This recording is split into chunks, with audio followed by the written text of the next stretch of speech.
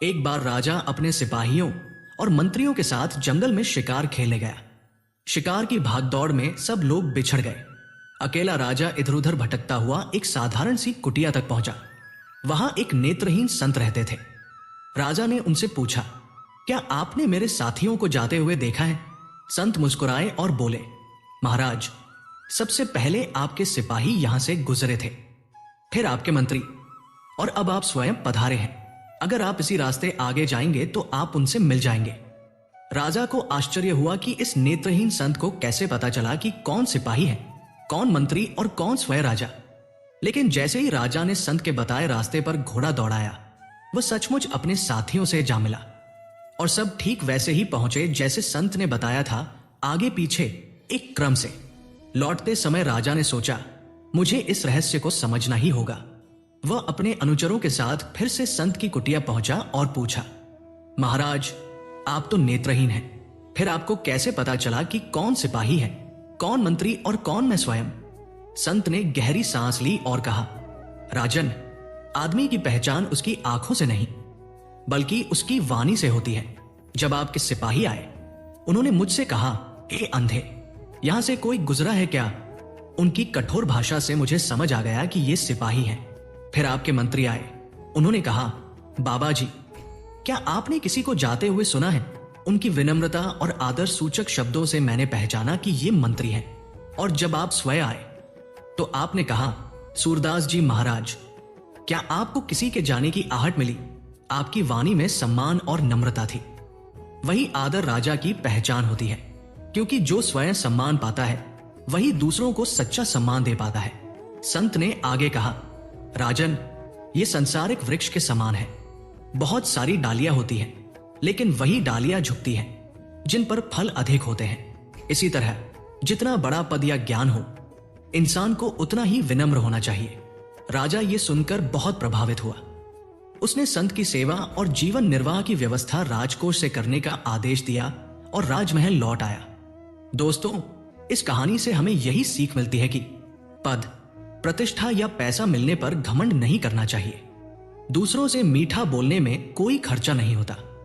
असली महानता विनम्रता और मधुर भाषा में छुपी होती है। तो आइए हम सब ये संकल्प लें कि चाहे परिस्थिति कैसी भी हो, हमारी वाणी हमेशा मीठी और आदर से भरी हो। जीवन में कभी भी संकट आ सकता है, कभी छोटा कभी बड़ा। उतार चढ़ाव तो हर किसी की जिंदगी का हिस्सा है। लेकिन जब हम खुद को असहाय महसूस करने लगते हैं, तब हमें सहारा मिलता है श्रीमद् भगवद गीता के इन 30 अनमोल उपदेशों से। ये उपदेश सिर्फ किताब के शब्द नहीं है, ये वो शक्ति है जो अंधेरे में भी रोशनी दिखाती है, दुख में भी हिम्मत देती है और हर मुश्किल में सही रास्ता बताती है। इसलिए इस वीडियो को अंत तक ध्यान से देखिए, क्योंकि हो सकता है आज का एक उपदेश आपके जीवन को बदल दे। गीता का पहला उपदेश कहता है, समय ही जीवन है। जो इंसान अपने कर्मों को समय पर पूरा नहीं करता, समय की कदर नहीं करता, उसकी पूरी जिंदगी व्यर्थ चली जाती है।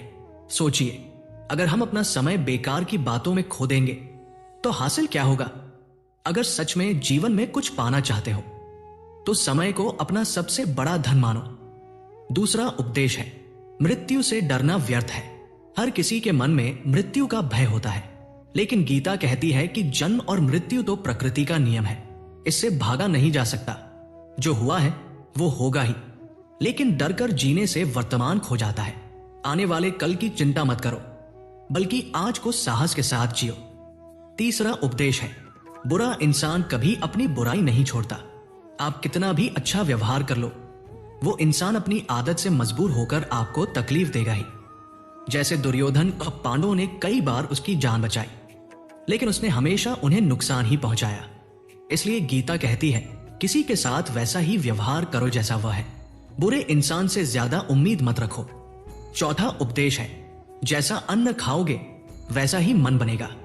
अगर सात्विक अन्न खाओगे तो विचार भी सात्विक होंगे, आचरण भी सात्विक होगा। लेकिन अगर भोजन तामसी और राजसी होगा तो मन भी वैसा ही बनेगा। श्री कृष्ण ने आहार को बहुत महत्व दिया है, क्योंकि यही आपके विचार और जीवन को प्रभावित करता है। दोस्तों, ये तो बस शुरुआत है। आगे गीता के और भी ऐसे अनमोल उपदेश हैं जो आपके जीवन की दिशा बदल सकते हैं। इसलिए इस वीडियो के अंत तक बने रहिए। क्योंकि हर उपदेश आपके दिल को छू जाएगा और आपके जीवन को नई राह दिखाएगा। गीता का 5वां उपदेश, सफलता वही है जो अंदर से खुशी दे।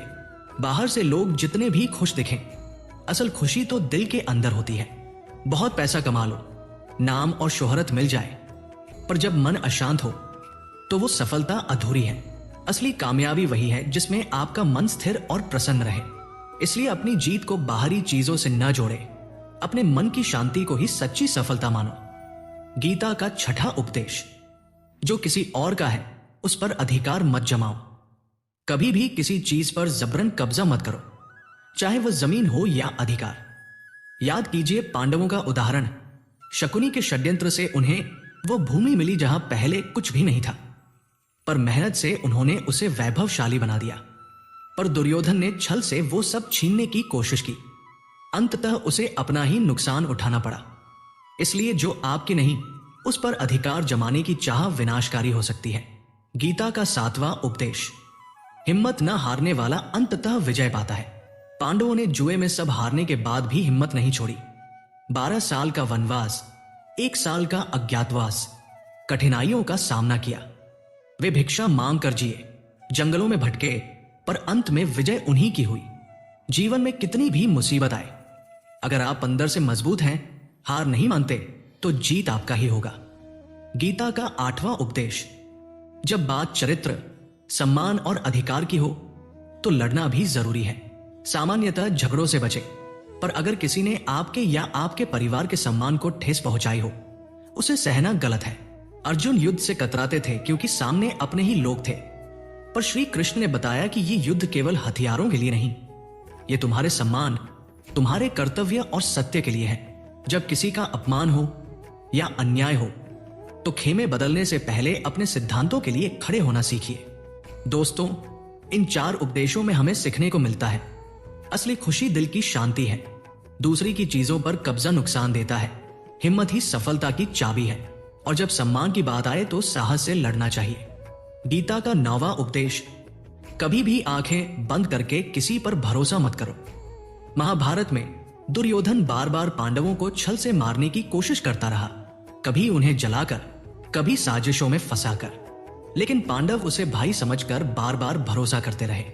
यह बात और है कि ईश्वर उनकी रक्षा करते रहे। इसलिए जीवन में भरोसा करो, पर आंखें खोलकर, क्योंकि सबसे बड़ा धोखा अक्सर वही देता है जिस पर हम सबसे ज्यादा भरोसा करते हैं। गीता का 10वां उपदेश, जहां सत्य और ईश्वर की शक्ति है वहीं जीत है। धृतराष्ट्र को लगता था कि उसके पास भीष्म, द्रोण और कर्ण जैसे महायोद्धा हैं, इसलिए जीत निश्चित है। लेकिन संजय ने कहा, जहां योगेश्वर श्री कृष्ण और अर्जुन हैं, वही विजय होगी, और वही हुआ। संदेश साफ है, चाहे सारी दुनिया आपके खिलाफ हो जाए, पर अगर आपके साथ सत्य और ईश्वर है तो अंततः जीत आपकी ही होगी। गीता का 11वां उपदेश, जिसे आप हद से ज्यादा महत्व देंगे वही आपको अनदेखा करेगा। ध्यान से देखिए, आपका अपमान अक्सर वही लोग करते हैं जिन्हें आपने सबसे ज्यादा महत्व दिया। सम्मान करना अच्छी बात है, लेकिन जब आप किसी को अपना सब कुछ बना लेते हैं तो आपकी कद्र कम हो जाती है। इसलिए सम्मान उतना ही दीजिए जितना सामने वाला संभाल सके। हद से ज्यादा इज्जत कभी कभी आपकी ही बेइज्जती बन जाती है। गीता का 12वां उपदेश, जीवन में किसी भी चीज की अति मत करो, चाहे वह प्रेम हो, नफरत हो, खाना हो, आराम हो या मेहनत, हर चीज की सीमा है। बहुत ज्यादा मीठा भी जहर बन जाता है और बहुत ज्यादा कड़वाहट भी नुकसान करती है। संतुलन ही जीवन का असली सुख है। जैसे ही संतुलन बिगड़ता है, परेशानी शुरू हो जाती है। गीता का 13वां उपदेश, हर काम को समझदारी से करना ही योग है। गीता कहती है, योग कर्मसु कौशलम, यानी काम में कुशलता ही योग है। सिर्फ मेहनत करने से सफलता नहीं मिलती, सही तरीके और सही समझ से काम करने पर ही असली सफलता मिलती है। गीता का 14वां उपदेश, जो भी होता है अच्छे के लिए होता है। ये गहरी बात है। जब मुश्किलें आती हैं तो हम सोचते हैं मेरे साथ ही क्यों, पर समय बीतने के बाद समझ आता है कि अगर वो कठिनाई नहीं आई होती तो आज हम इस मुकाम पर नहीं होते।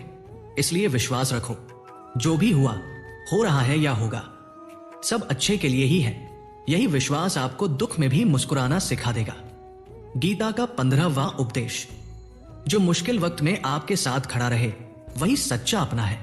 दुनिया में बहुत से ऐसे लोग मिलेंगे जो बड़े बड़े शब्द बोलते हैं, हम तुझसे बहुत प्रेम करते हैं, जब भी तकलीफ हो याद कर लेना। पर जब कठिन घड़ियां आती हैं तब असल चेहरा सामने आता है। कई बार लोग दिखावे के लिए रिश्ते रखते हैं, लाभ के लिए साथ दिखते हैं और सुविधानुसार पास आते जाते रहते हैं। सच वही होता है जो कठिन समय में आपके साथ खड़ा रहे। भरा हुआ घर, भरी हुई जेब, बड़ी बातें नहीं, बल्कि उस हाथ की जरूरत होती है जो कठिनाई में थाम ले।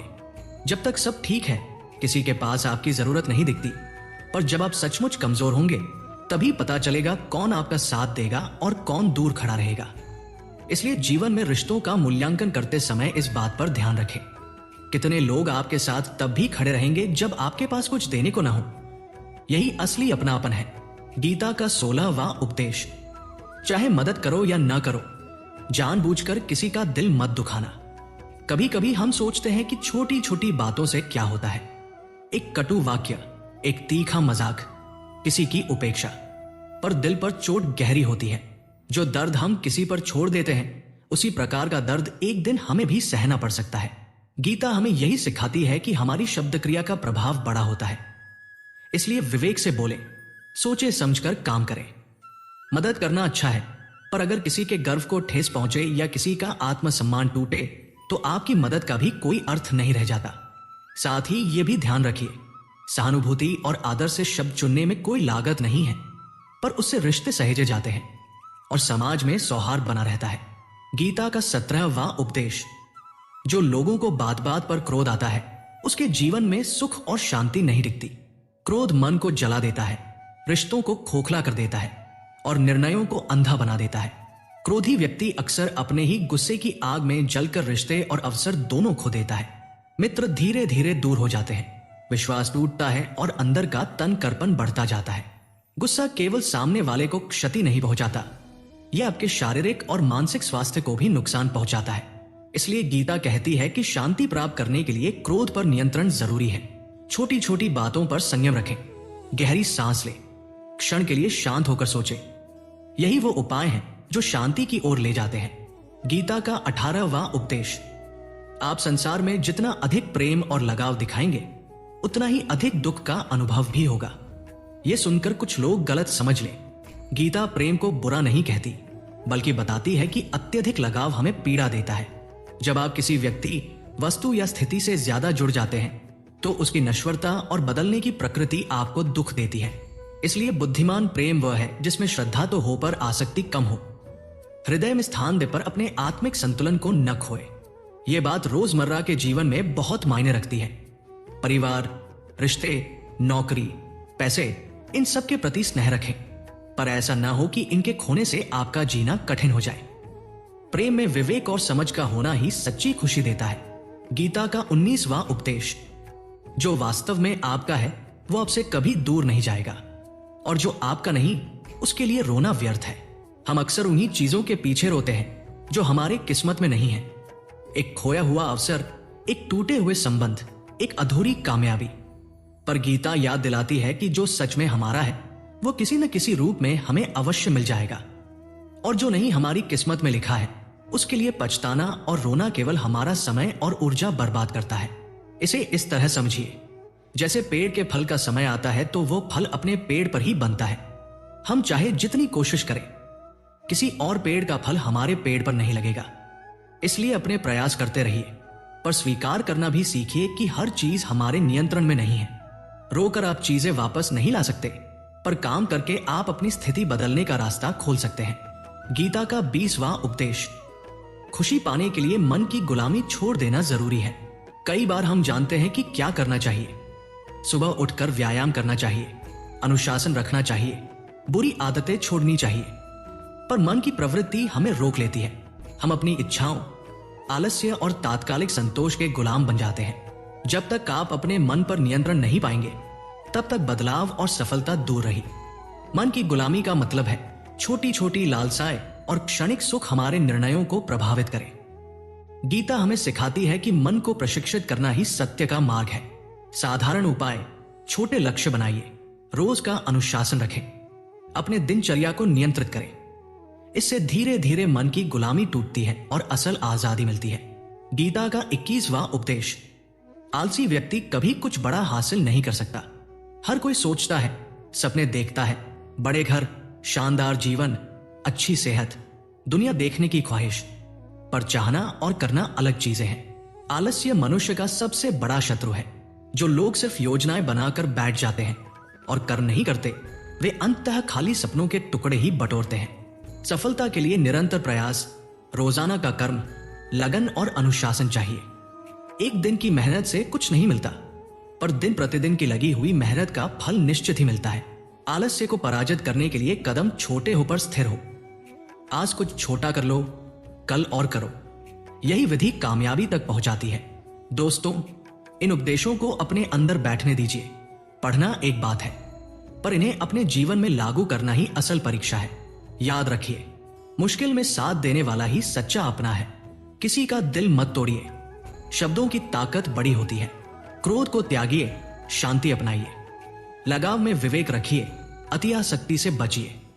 जो आपका है वही आएगा, जो नहीं है उसके लिए व्यर्थ विलाप छोड़ दीजिए। मन के गुलाम न बनिए, अनुशासन अपनाइए और आलस्य को हराइए। कर्म करते रहिए।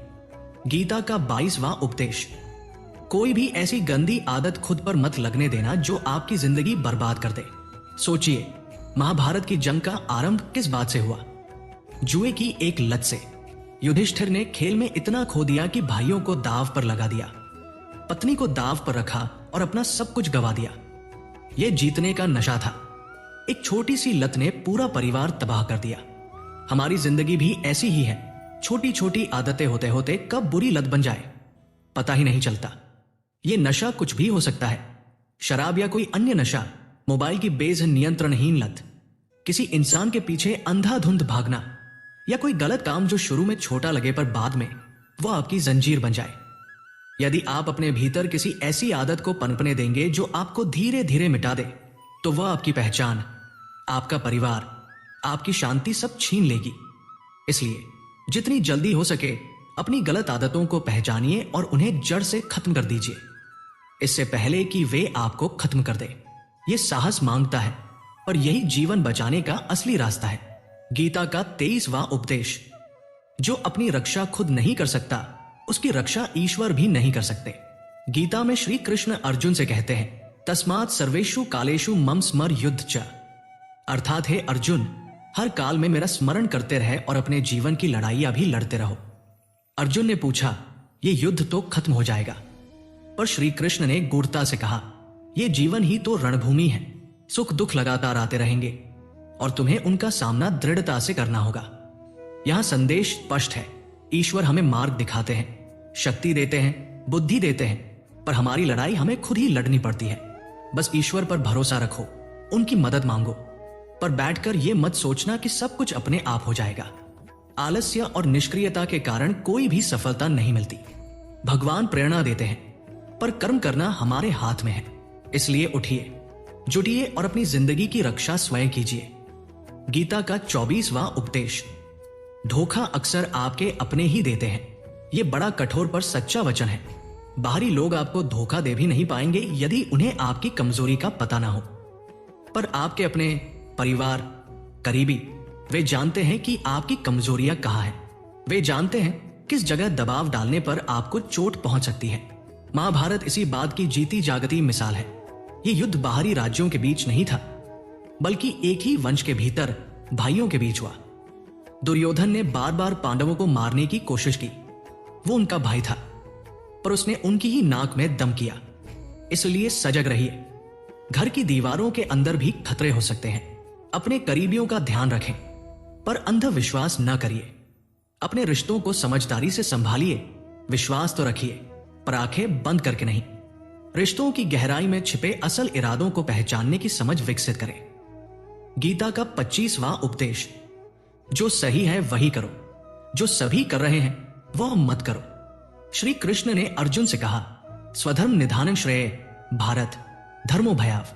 अर्थात हे अर्जुन, जो तुम्हारा धर्म है, जो तुम्हारे लिए सही है वही करो। दुनिया जो कर रही है उसी का अनुकरण मत करो। अर्जुन ने सोचा कि इतनी भयंकर लड़ाई में पड़ने से अच्छा है कि मैं सन्यासी बन जाऊं। पर श्री कृष्ण ने कहा, सन्यास तुम्हारा कर्म नहीं है, तुम्हारा धर्म है। क्षत्रिय के रूप में अधर्म का नाश करना, धर्म की रक्षा करना। हर व्यक्ति का जीवन अलग है, हर व्यक्ति का कर्तव्य अलग है। इसलिए कभी भी उस मार्ग पर मत चलो जहां भीड़ चल रही हो। जो फैशन या ट्रेंड सब फॉलो कर रहे हैं उसके पीछे मत भागो। यदि आप वही करेंगे जो भीड़ कर रही है तो आप भीड़ में कहीं खो जाएंगे। लेकिन अगर आप वही करेंगे जो आपके लिए सही है, जो आपकी प्रतिभा और क्षमता के अनुसार है, तो दुनिया की भीड़ में भी आप सबसे अलग और अनोखे नजर आएंगे। गीता का 26वां उपदेश, किसी से भी अत्यधिक मोह मत करो। जिससे हम सबसे ज्यादा मोह रखते हैं वो अक्सर हमें ही दुख देगा। मोह की वजह से हम अपने आप को अंधा बना लेते हैं और सही और गलत की पहचान खो बैठते हैं। कई बार मोह की वजह से हम अपमान भी सह लेते हैं और कई बार हमें यह भी पता नहीं चलता कि सामने वाला हमारी इज्जत तक नहीं कर रहा, फिर भी हम उसके पीछे मरते हैं। मोह हमारी आंखों पर पट्टी बांध देता है। हम केवल वही देखते हैं जो हमारे दिल को भाता है, वही सुनते हैं जो हमारी भावना से मेल खाता है। इसी वजह से हम सच और झूठ को पहचान नहीं पाते। अगर आप किसी इंसान की सच्चाई जानना चाहते हैं, उसके वास्तविक रूप को समझना चाहते हैं, तो सबसे पहले मोह से बाहर आना जरूरी है। याद रखिए, मोह आपको दुख देता है। जिस दिन आप मोह से मुक्त हो जाते हैं उसी दिन किसी भी रिश्ते या किसी भी व्यक्ति से आपको दुख नहीं मिलेगा। मोह खत्म होना ही असली स्वतंत्रता है। गीता का 27वां उपदेश, जो आपके साथ अधर्म करे उसे दंड देना चाहिए। अर्जुन ने श्री कृष्ण से कहा, भगवान, मैं जिनसे युद्ध करने जा रहा हूं वे मेरे भाई और गुरुजन हैं। मैं उनके सामने हथियार कैसे उठाऊं, उन्हें कैसे मारूं? श्री कृष्ण ने उत्तर दिया, जो तुम अपना मानते हो वे अधर्मी हैं, वे पाप के पक्ष में खड़े हैं। यदि तुम उनका वध नहीं करोगे, उनका विरोध नहीं करोगे, तो समाज में पाप और बढ़ जाएगा। सच में जब कोई आपके साथ गलत करता है और आप चुप रहते हैं तो वो और अधिक गलत करता है। उसका मनोबल बढ़ जाता है और वह आपको कमजोर समझकर और अधर्म करता है। लेकिन जब आप उसके गलत व्यवहार और अधर्म को रोकते हैं, उसका विरोध करते हैं, तो वो अपनी सीमा में रहना सीखता है। यही कलयुग में खुश रहने का मार्ग है। इसलिए अगर इस जमाने में खुश रहना है तो अपनी रक्षा खुद करना सीखें। कोई भी आपके साथ गलत करे तो उसे कभी नहीं सहना चाहिए, उसका सामना करना ही सही है, चुप रहना नहीं। गीता का 28वां उपदेश, आज में जियो, हल्की चिंता छोड़ दो। श्री कृष्ण हमें कहते हैं कि जो व्यक्ति हमेशा अपने बीते हुए कल या आने वाले कल के बारे में सोचता रहता है वो कभी सच्ची खुशी नहीं पा सकता। असली खुशी सिर्फ और सिर्फ वर्तमान में जीने में है। बीता हुआ कल अब हमारे हाथ में नहीं है और आने वाला कल भी अभी नहीं आया है। ये सिर्फ हमारे विचारों और बुद्धि में मौजूद है। हम इसे अपने मन और सोच के अंदर जीते हैं, लेकिन यह वास्तविकता नहीं है। असली जीवन, असली अनुभव केवल आज और इस पल में है। यदि आप अपने मन और बुद्धि को भूत और भविष्य में फंसा कर रखेंगे तो आप कभी खुश नहीं रह पाएंगे। लेकिन जब आप आज में पूरी तरह से जीना सीखते हैं तो हर पल आपके लिए आनंद और शांति लेकर आता है। गीता का 29वां उपदेश, आपके सारे दुखों का कारण किसी चीज को अपना मान लेना है। सभी दुख और पीड़ा वहीं से शुरू होते हैं जहां हम किसी इंसान, किसी वस्तु, किसी काम या किसी संबंध को अपना मान लेते हैं। इसे समझने के लिए एक छोटी सी कहानी देखते हैं। इससे हमें यह सीख मिलती है कि जब हम किसी इंसान, किसी चीज या किसी काम को अपने जीवन का आधार मान लेते हैं तो वही हमारे दुख का कारण बन जाता है। श्रीमद् भगवद गीता का 29वां उपदेश यही कहता है, जिसे आप अपनी जिंदगी जीने की वजह मान लेंगे वही आपको सबसे ज्यादा दुख देगा। इसलिए किसी को या किसी चीज को अपना जीवन आधार मत बनाओ। खुश रहने के लिए अपने जीवन को स्वतंत्र और संतुलित बनाओ। दोस्तों, अगर आप इस वीडियो से कुछ सीख रहे हैं तो इसे लाइक जरूर करें और इस चैनल को सब्सक्राइब करना न भूलें। तो चलिए अब हम आगे बढ़ते हैं और गीता के अगले उपदेशों से जीवन में और गहरा ज्ञान प्राप्त करते हैं। अब हम जानते हैं गीता के 30वें उपदेश के बारे में, जो हमें हमारे कर्मों और उनके परिणामों के बारे में गहरी समझ देता है। गीता कहती है, अश्वमेव भुक्तव्यम कृतम कर्म शुभाशुभम। इसका मतलब है कि आपने कोई भी कर्म किया हो उसका फल आपको जरूर भोगना पड़ेगा। यदि आपने अच्छे कर्म किए हैं तो वो अच्छे कर्म चाहे किसी समय, किसी परिस्थिति में आए, आपकी मदद करेंगे। मुश्किल समय में भी आपके किए हुए अच्छे कर्म आपको बचा सकते हैं, और अगर आपने गलत कर्म किए हैं, पाप किया है, तो उसकी सजा भी आपको अवश्य भोगनी होगी। हम कितने ही चालाक क्यों न हो, अपने कर्मों को छुपा नहीं सकते।